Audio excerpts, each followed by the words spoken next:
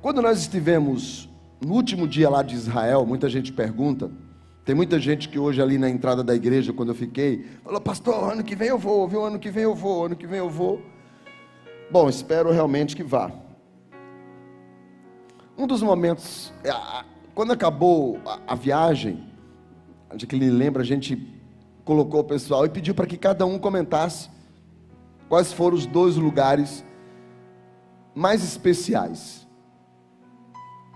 E claro, todo mundo falou que era o túmulo de Jesus vazio, que o túmulo de Jesus vazio gera muita emoção. E cada um também colocou algum lugar.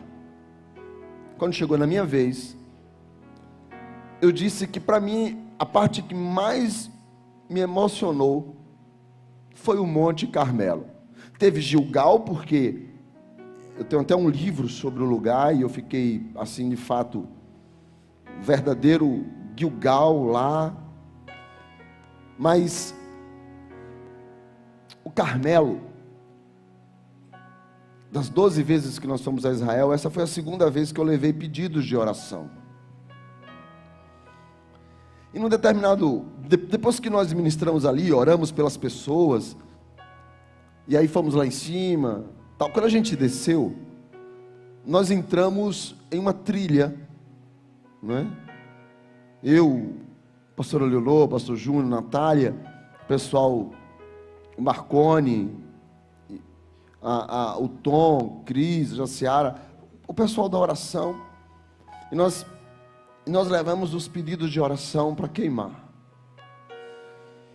Quando nós estávamos queimando aqueles pedidos no Carmelo, e a palavra Carmelo é uma palavra chamada Carmel, que significa jardim fértil, ou a vinha do Senhor, um campo agrário fértil. E apesar de ser um monte que não dá para tirar dali, o monte está ali, é um monte, não tem como tirar o monte dali, não é? É um monte que tem aproximadamente entre 20 e 23 quilômetros de planície.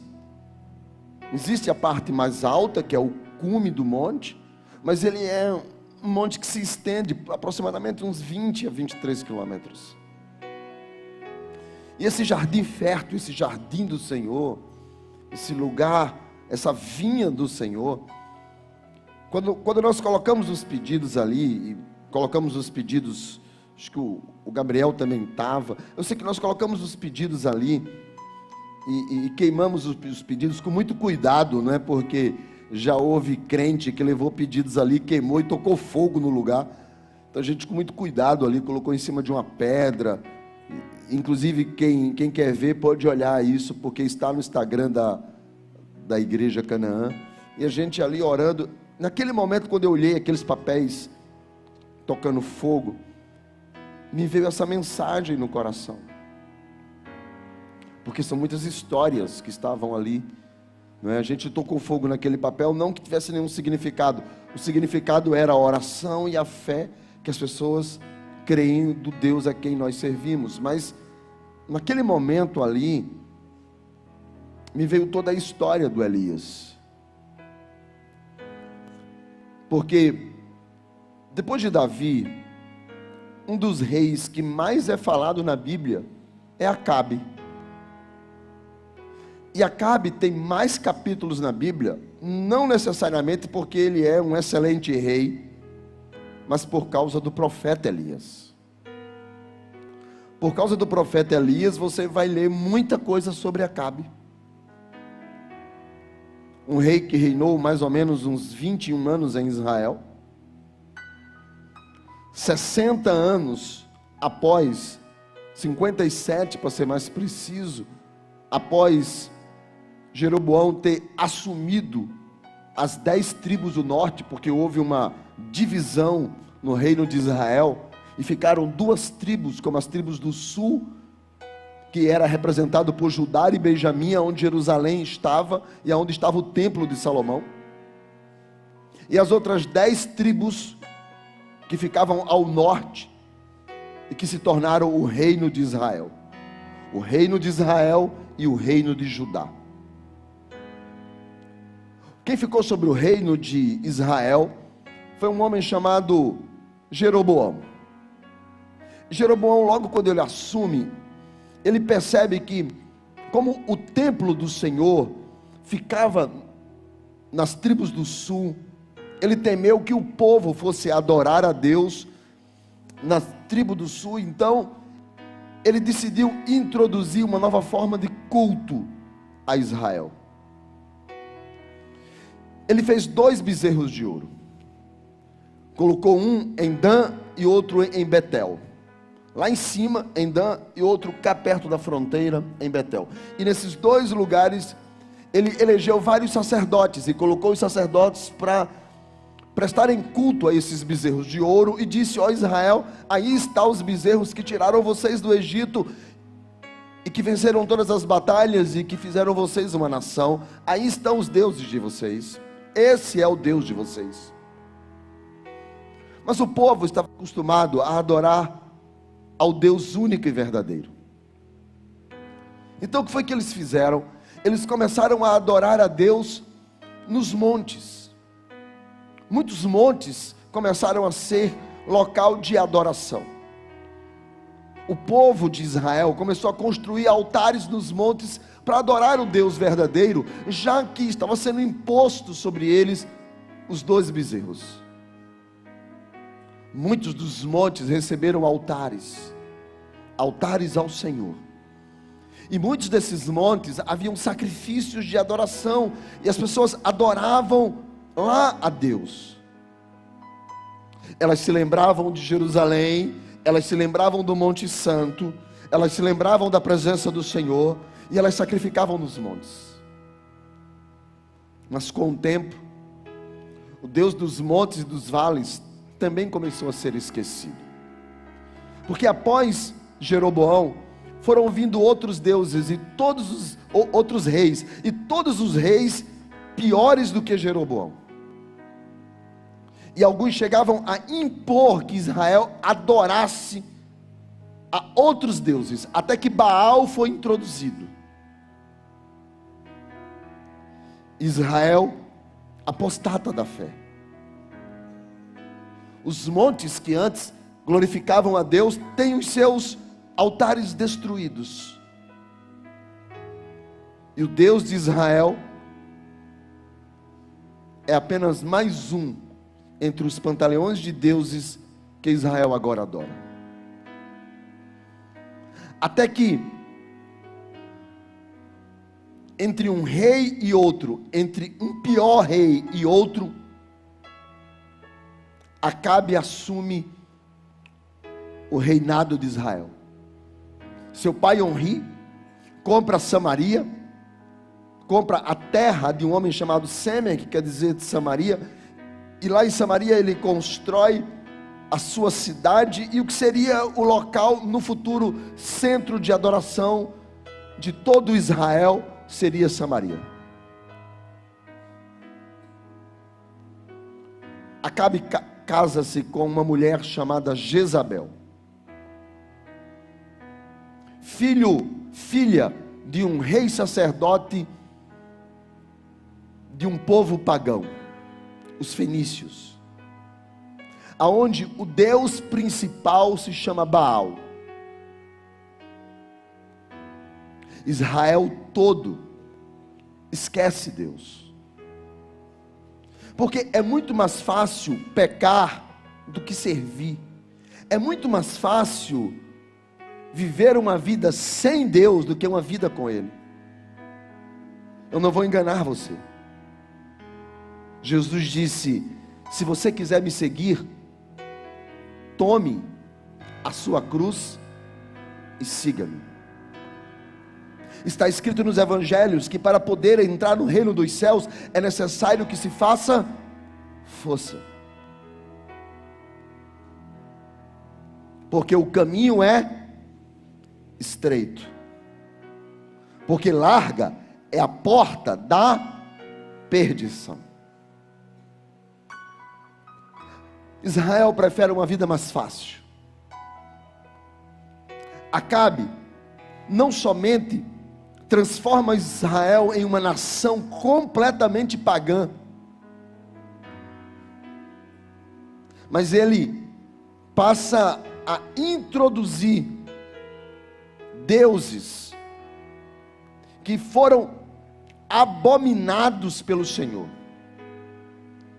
Jeremias capítulo 19, versículo de número 5. Está escrito que eram levados os filhos para serem dados como sacrifício ao fogo em holocaustos a Baal. Na verdade, Baal é só mais um deus de um pantaleão de deuses que havia no mundo pagão. Porque havia o Baal da chuva, havia o Baal da fertilidade, havia o Baal de tantas coisas que eles buscavam, até que um Baal se destaca diante dos outros Baals. Por isso que quando Elias vai enfrentar Acabe, ele diz que Acabe deixou o Senhor e passou a servir os Baalins, ou seja, os diversos Baal. Mas um Baal se destacava. No pantaleão pagão, era aquele que era o esposo de Azera, Afrodite, para que muitos conhecem, a Diana, era a deusa da promiscuidade. E Baal era o esposo dela. E a palavra Baal significa o Senhor, o marido, o chefe dos demais Baais. E ele se manifestava através do fogo. Quando as coisas estavam muito erradas, quando havia grandes secas, quando havia grandes destruições, quando havia grandes catástrofes, as pessoas levavam seus filhos para sacrificarem a Baal, queimando eles no fogo, para que o fogo da ira do Deus Baal fosse aplacada e não trouxesse desgraça sobre a terra. Israel trocou o Deus que os libertou do Egito. Israel trocou o Deus que foi com eles durante 40 anos, que a Bíblia diz que nem as sandálias dos seus pés esgaçaram, que havia uma nuvem durante o dia, para que o calor do deserto não matasse as pessoas, e durante a noite uma coluna de fogo, para que o frio não os atormentasse. Deus cuidou do seu povo, fazendo carne cair do céu, pão cair do céu, água botada da rocha. Os amalequitas não puderam vencer, os filisteus foram destruídos, os amonitas foram destruídos, porque o Deus de Israel estava com Israel.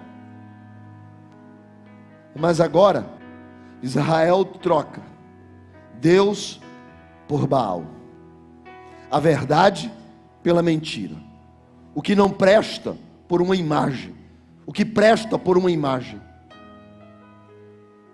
E a Bíblia vai dizer que Deus está aborrecido. Então chega o capítulo 17 de 1 Reis. Deus levanta um homem chamado Elias, que significa Jeová é Deus. E ele procura Acabe, o rei de Israel, e diz para ele: por causa disso, por causa do que vocês estão fazendo com Deus, virá uma seca que nem orvalho virá sobre a terra, nem vento trazendo orvalho virá sobre a terra, não virá mais água. E a Bíblia diz que a palavra do Senhor vem a Elias e diz: Elias, agora pega o beco. E Elias foge e se esconde na torrente de Querite. Deus o alimenta, mandando corvos, levando a ele pão e carne. Mas a água seca. Talvez vocês podem até perguntar: e a água do Mar da Galileia? Nesta época, o Mar da Galileia pertencia a um país pagão, não fazia parte do território de Israel. Era apenas as correntes que vinham de alguns riachos, alimentados pelo Rio Jordão, e que secou. Quando seca também o Querite, Deus disse para Elias: vá se esconder fora daqui. E ele foi para uma região que hoje seria o Líbano. E lá, ele encontrou uma viúva, conhecido como a viúva de Serepta. Ali ele é alimentado, o filho dela vem a óbito, ele ora, o menino ressuscita, traz bênção sobre a casa daquela mulher, porque a seca se estendeu por toda a região. Até que chega 1 Reis capítulo de número 18, está escrito assim: muito tempo depois, veio a palavra do Senhor a Elias, e já era o 3º ano, e disse para ele: vai agora e se encontre com Acabe, porque eu vou trazer de novo chuva à terra. Elias sai de Serepta e vai se encontrar com Acabe. No caminho, Acabe está procurando água. Ele e o seu mordomo Obadias estão à procura de água. Eles querem água porque os animais estão morrendo, o campo está improdutivo, eles não sabem mais o que fazer, as fontes de água se secaram.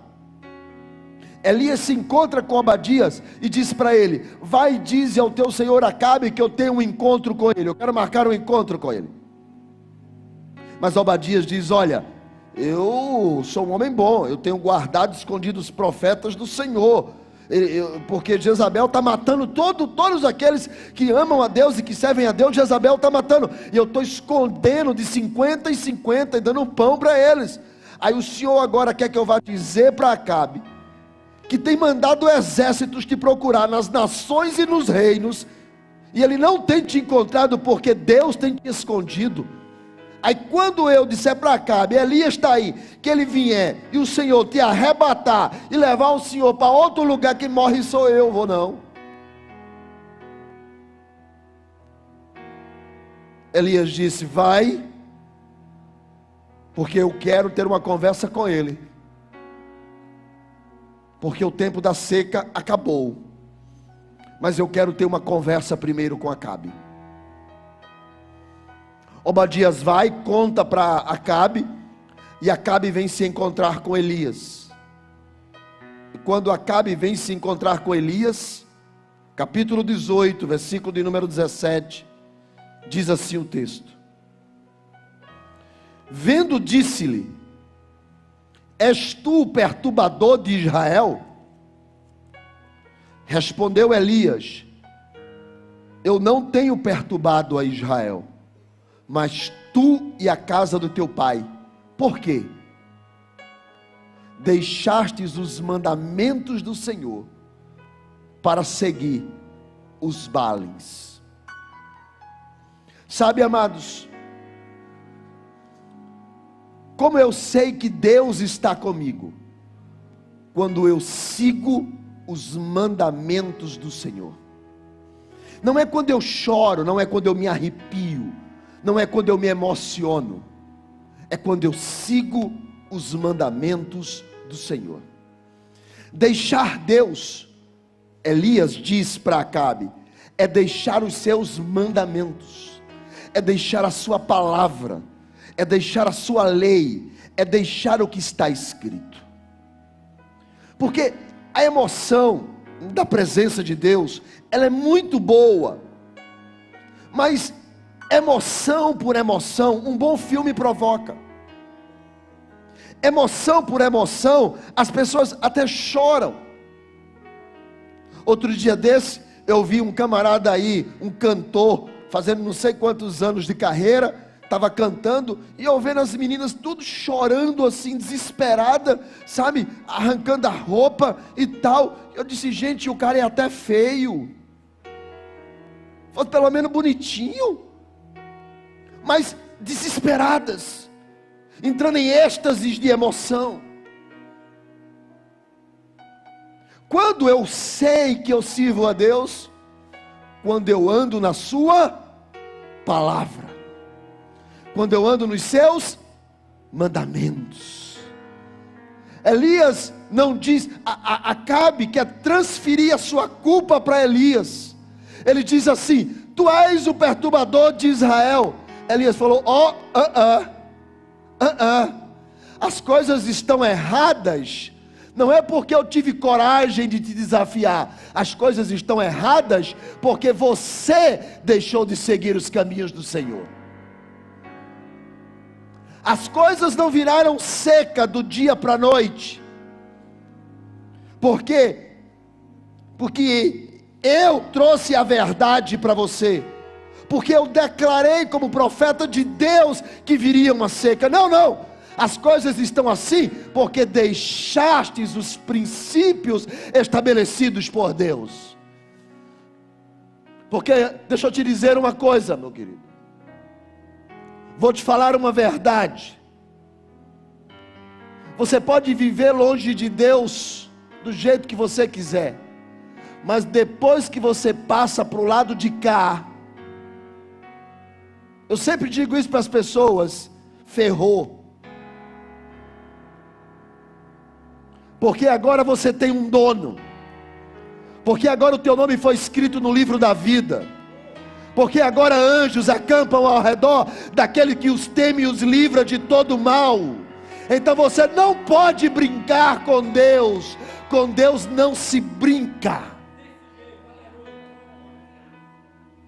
Por isso está escrito, melhor é nunca ter conhecido, do que ter conhecido e ter abandonado.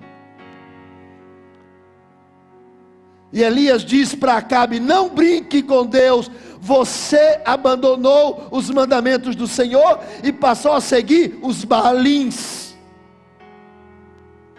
Elias então faz uma proposta para Acabe. Ele diz assim, olha, Deus vai acabar com essa seca, mas eu preciso fazer uma proposta para você. Ajunte todo Israel lá no Monte Carmelo. Dan estava um bezerro, Betel estava outro, e o Carmelo? O que era que o Carmelo tinha? Ruínas de um altar, porque lá atrás, o povo já tinha adorado a Deus naquele monte, porque como eles não podiam mais ir a Jerusalém, e como os montes eram de Dan e de Betel eram pagãos, o povo começou a procurar lugar para adorar. E há 60 anos atrás, eles construíram um altar de pedras no Carmelo. E ali eles sentiram a glória de Deus naquele lugar. Então Elias disse, vamos marcar um encontro, aonde Deus um dia foi adorado. Vamos ao Carmelo, o jardim do Senhor. E a proposta que eu tenho é, sabe aqueles profetas que comem na mesa de Jezabel?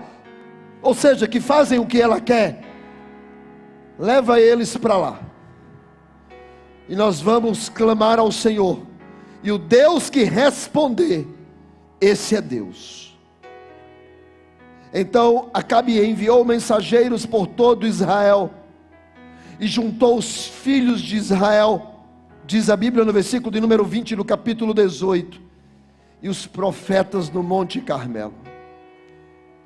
Então Elias disse, chegou a hora de vocês decidirem quem vocês querem servir. Vocês precisam parar de servir a dois senhores. Se Deus é Deus, sirvam a Ele. Agora, se Baal é Deus, se o mundo vos encanta, se o pecado vos atrai, ok, vão para lá. Mas escolha o que é a verdade. Escolha o que pode resolver. Escolha o que pode responder. Escolha o que está vivo. Escolha o Deus verdadeiro. Vocês precisam de parar de vacilar nos pensamentos de vocês. Precisam parar de ter dúvidas, porque o Deus a quem nós servimos é Senhor. Então os 450 profetas de Baal se aproximam. E Elias diz para eles: tragam 2 novilhos. Vamos começar por vocês. Vocês são mais do que eu sou sozinho. Vocês são 450. Então vocês podem escolher qual dos novilhos vocês querem. E os profetas disseram: vamos pegar aquele dali. E pegaram um novilho, versículo de número 25. E Elias diz: invoquem a Baal, para que ele responda. Vão atrás da mentira, para ver se ela responde. Vão atrás do engano, para ver se ele resolve. Vão atrás da pabulagem das mídias sociais, para ver se é verdade. Porque o Deus verdadeiro vai responder com fogo. E Elias deu a eles o privilégio, porque se Baal é o Deus do fogo, eles assim, por que Elias não fez qualquer outro desafio? Porque Elias queria humilhar Baal na casa dele, no campo dele. Então ele diz: vamos responder com fogo. Os caras pensaram: isso é moleza, porque o Deus a quem nós servimos responde com fogo, ele é o Deus do fogo. E a Bíblia diz que era de manhã, significa após as 6 horas. E eles fizeram lá o seu altar, colocaram, sacrificaram o animal, botaram ele em cima. E diz a Bíblia no verso de número 26, que já era meio-dia, e os profetas estavam orando. O texto diz manquejando, significa rodando o altar de joelhos. Eles estavam de joelhos, andando de joelhos em volta do altar, ao redor do altar. Mas já era meio-dia, o sol já começou a ficar escaldante. Então Elias olhou para ele e disse: eu acho que vocês não estão fazendo muito certo não. Eu acho que vocês deveriam aumentar o barulho, clamar mais alto, gritar. Porque eu acho que Baal pode estar, sei lá, meio zen, meditando. E vocês poderiam, sei lá, falar mais alto. Talvez ele não esteja aqui, né? Pode estar em outro lugar, atendendo a necessidade de uma outra pessoa, já que ele não é Deus e não é onipresente, porque somente Deus pode estar em 2 lugares ao mesmo tempo. Baal talvez não seja, e talvez ele está lá, não está aqui. Então pode ter saído, pode ter ido resolver um problema, pode estar dormindo, pode estar viajando de férias. Por que vocês não gritam mais para ver se ele acorda? E os sacerdotes acreditavam e começaram a se cortar e derramar sangue sobre o altar. Porque qualquer coisa que você ache lindo e entregue a sua vida a ela, sem ser o Senhor Jesus, vai requerer dor de você. Somente Jesus, somente a vontade de Deus, ela é boa, perfeita e agradável. Somente de Jesus nós podemos ouvir: dou-te a minha paz, mas não como o mundo a dá.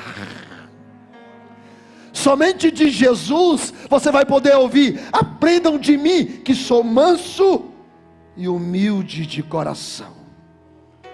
Qualquer outra adoração vai exigir sacrifício, dor, lamento,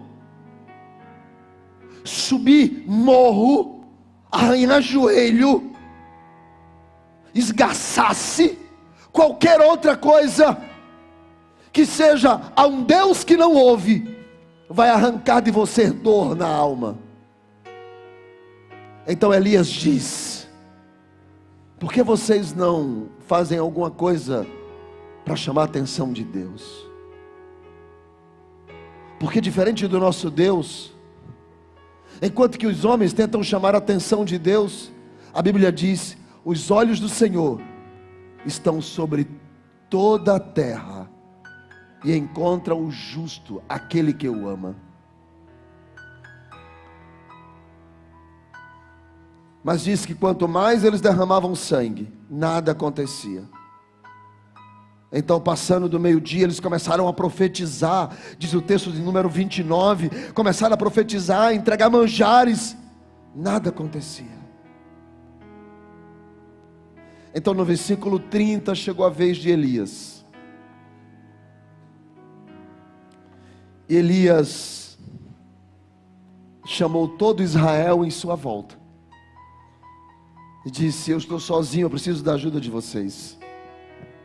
Venham cá. Israel veio, porque a diferença de Baal e o Deus a quem nós servimos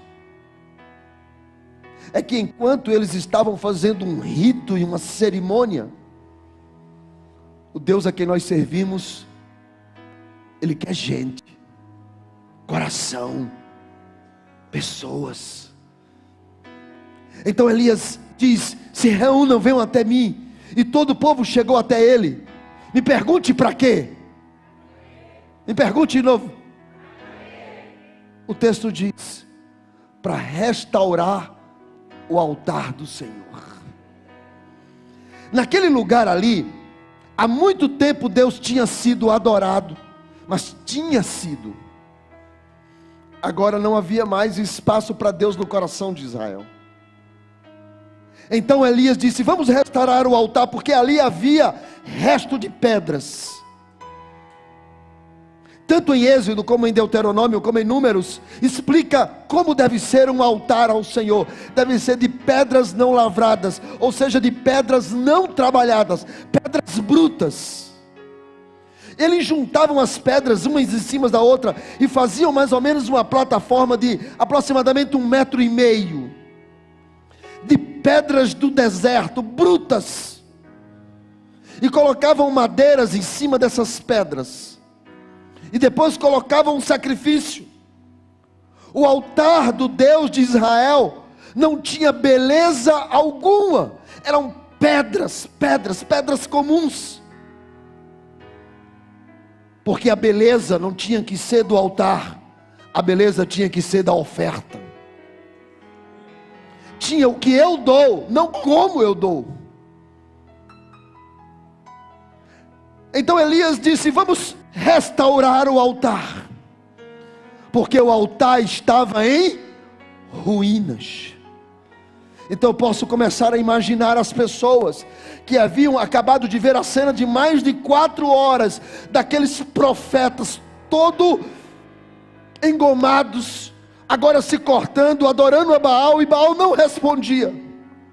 E tinha um homem ali, com vestes simples, dizendo para aquelas pessoas: me ajude com essa pedra. E eu posso imaginar alguém pegando a pedra, e na medida que se levantava com a pedra, começava a lembrar: há muitos anos atrás, eu vim aqui neste monte, e eu adorava a Deus nesse altar, e colocava pedra. E na medida em que ele começou a se lembrar do Senhor, Deus começou a trabalhar o coração do povo. Antes do fogo cair, Deus já estava provocando arrependimento no coração das pessoas, restaurando o altar. Sabe, irmãos, nós queremos a presença, mas às vezes o altar está de qualquer jeito. Nós queremos a glória do Senhor, mas não estamos no lugar certo. É preciso estar na casa de Deus, com o altar restaurado. Às vezes nós queremos de Deus, mas queremos em qualquer lugar. Não. Elias disse: vamos marcar um encontro no Carmelo, no lugar aonde Deus falava no passado, porque o Deus que falava lá atrás é o mesmo Deus que ainda fala hoje. Deus não mudou. Agora o altar está quebrado. Deus é o mesmo, mas é preciso que você conserte aquilo que está em ruínas, você entende? Chegou a hora de você reatar relacionamentos no seu casamento. Chegou a hora de pegar o telefone e ligar para aquela pessoa que te fez mal e você restaurar dando perdão a ela. Chegou a hora de você consertar aquilo que está errado. Você não precisa ser perfeito, mas você não pode continuar no erro. Essa é a diferença. Quem está entendendo aqui, diga amém. Nós queremos fogo, mas cuidado para não ser fogo estranho. Para ser fogo que vem do Senhor, é preciso que o altar esteja restaurado. É preciso que dentro do teu coração todo sentimento de vingança, de ódio saia. Por isso que a Bíblia diz, quando você for levar a tua oferta ao Senhor, e se lembrar que teu irmão tem algo contra você, não, mas não sou eu contra ele, é ele contra mim. Você pode até dizer, mas eu não fiz nada a essa criatura. Porque eu vou te falar, tem gente que a graça e a misericórdia é pouco. Entende o que eu estou dizendo, sim ou não?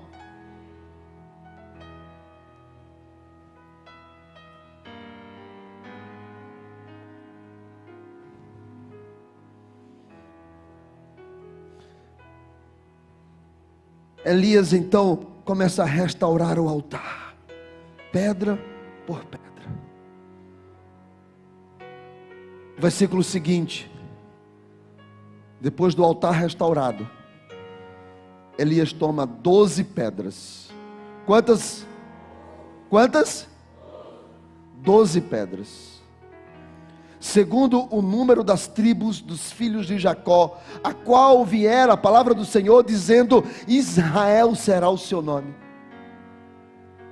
Elias está nas tribos do norte, são 10 tribos. Houve uma divisão, houve um racha. Tem 2 tribos no sul. Os homens dividem, Deus não. Os homens separam, Deus não. Os homens criam muros, Deus não. Os homens apagam as pessoas das suas listas de telefone e das redes sociais, Deus. Talvez você tenha sido cancelado na lista de alguém, mas jamais será cancelado diante do Senhor. Os homens criam barreira, o Senhor une. Nós precisamos aprender a parar de estar construindo muros. Por quê? Porque como Cristo se revelará em mim, como Cristo se apresentará por mim, como Cristo se revelará através da minha vida e do meu testemunho, se em volta de mim eu criei muros. Ah, pastor, porque o senhor não sabe o que eles me fizeram. Nem sei, nem quero saber, e ainda tenho raiva de quem sabe. Mas eu preciso consertar o meu altar, o meu de Ezequias. Eu preciso consertar.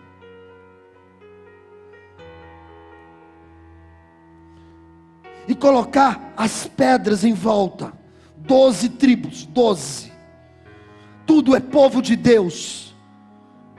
E ele colocou as 12 pedras em cima da lenha. E estava pronto? Não. Ainda não. O texto diz que ele mandou cavar uma vala.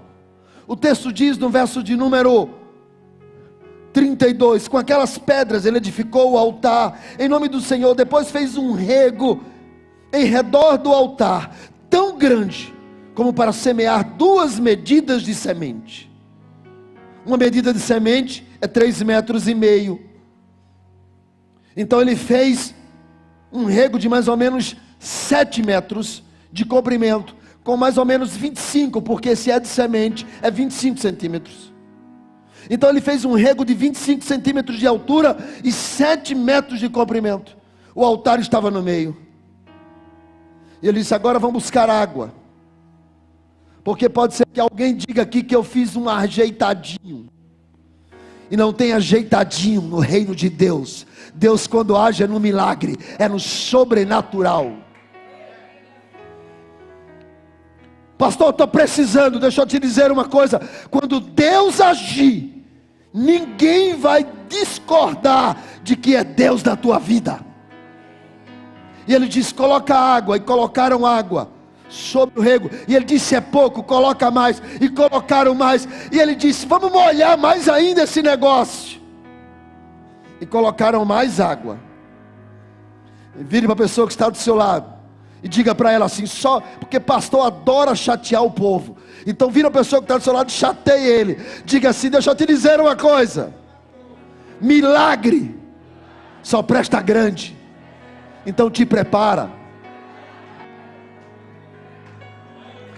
E ele diz: coloca água, enche de água.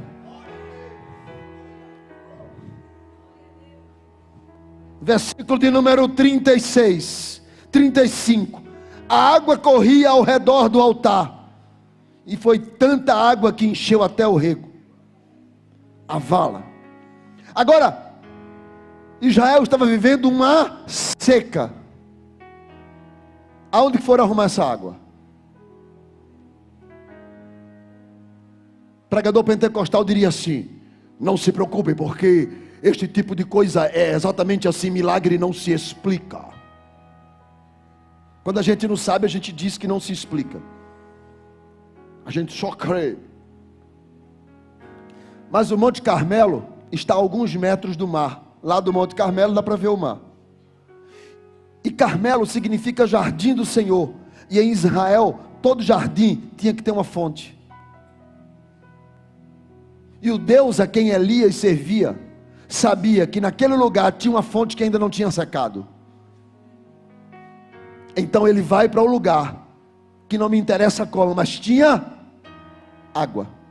Agora, quando eles colocaram a água, alguém pode dizer: mas que desperdício.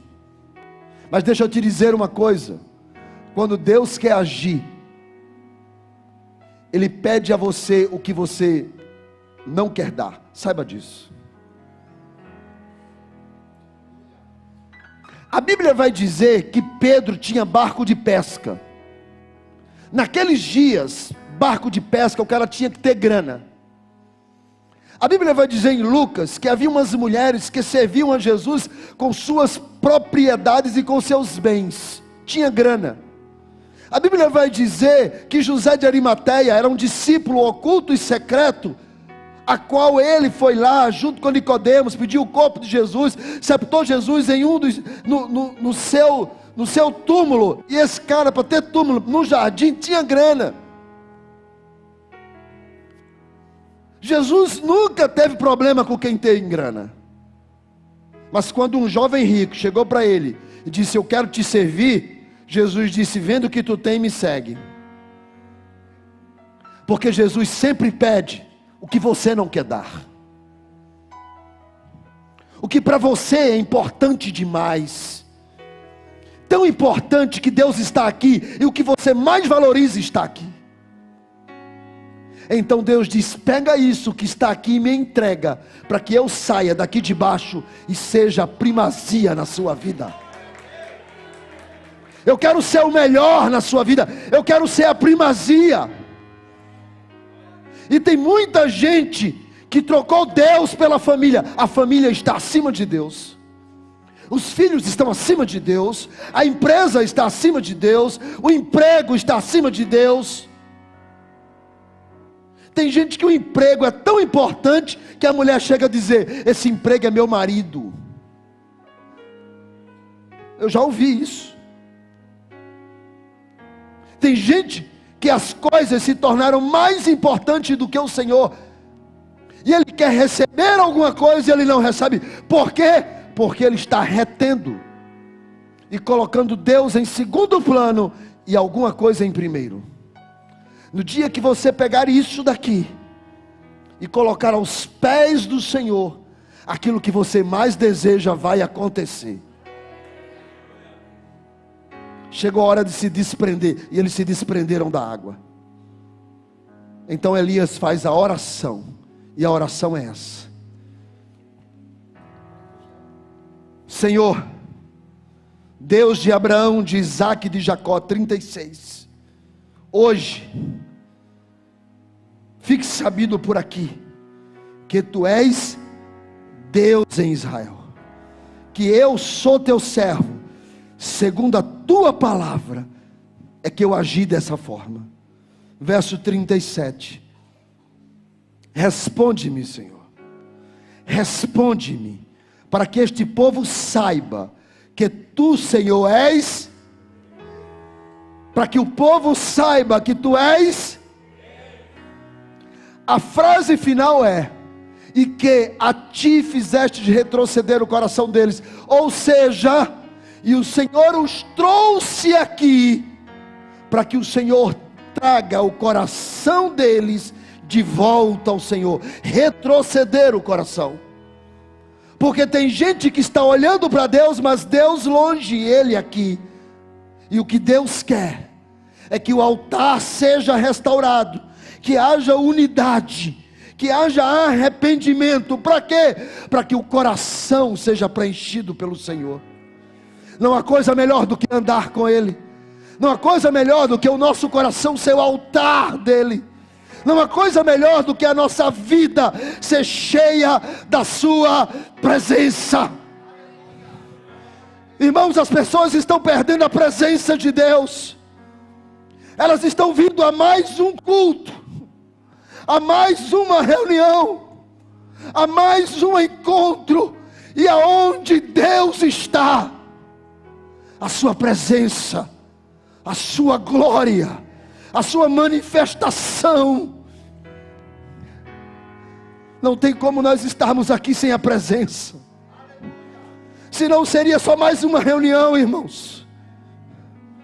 E as pessoas vêm à igreja como se nada tivesse acontecido. E parece que é somente mais 1h30, 2 horas de uma reunião, e não é. Nós estamos no Carmelo de Deus. Aqui é o lugar do encontro. E o que Deus quer, vamos restaurar o nosso altar, para que haja fogo da Sua presença. Nós queremos milagres, então vamos restaurar o altar. Nós queremos a Sua glória, então chegou a hora de restaurar o altar. Chegou a hora de dizer: Senhor, eu estou aqui. E Elias disse: o Senhor trouxe o coração, o Senhor trouxe eles aqui para restaurar o coração deles. Nós queremos, Senhor, a Tua presença. Nós queremos sentir o nosso coração queimar. Nós queremos, Senhor, sentir como se nós fôssemos um altar e dizer: Deus, queima o fogo em mim. O versículo seguinte diz assim: então, depois que Elias disse: Senhor, traz o coração deles de volta a Ti, diz o texto, caiu o fogo do Senhor e consumiu o holocausto, e consumiu a lenha, e queimou as pedras, e torrou a terra, e lambeu até a água que estava em volta no vago. Versículo seguinte: e todo o povo, quando viu isso, caiu com o rosto em terra e começou a dizer: o Senhor é. Quem você serve é. Quem te salvou é. Quem está na tua vida é. Quem tem poder para fazer coisas inimagináveis é. O impossível na tua casa e na tua família, só quem faz é Deus. O povo disse: só o Senhor é Deus.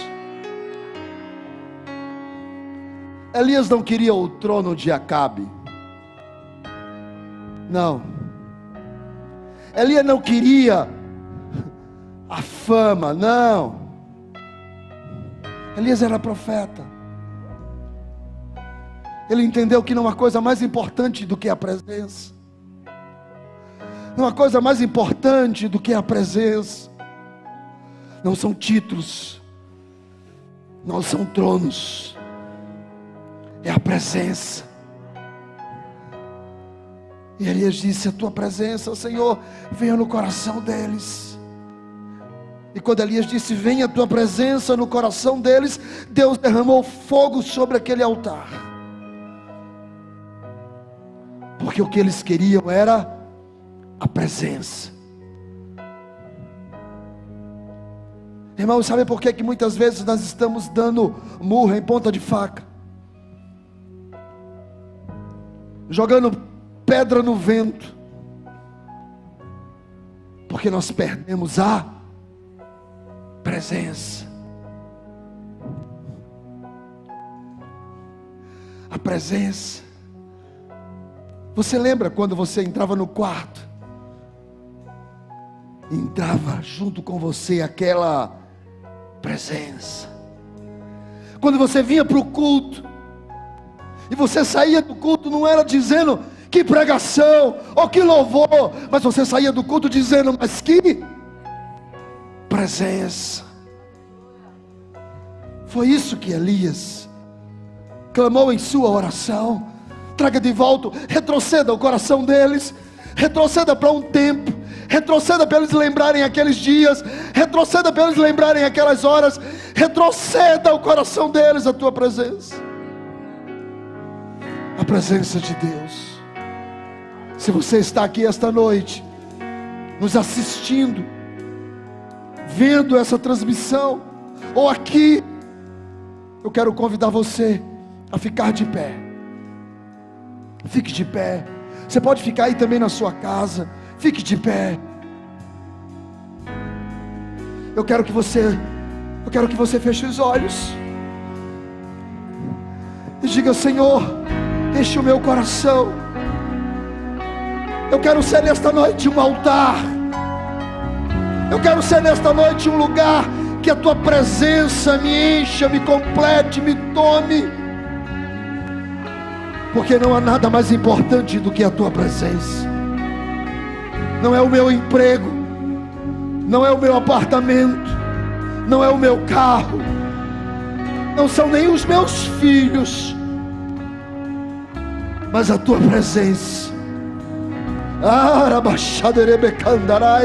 tua presença, a tua presença, a tua presença, a tua presença.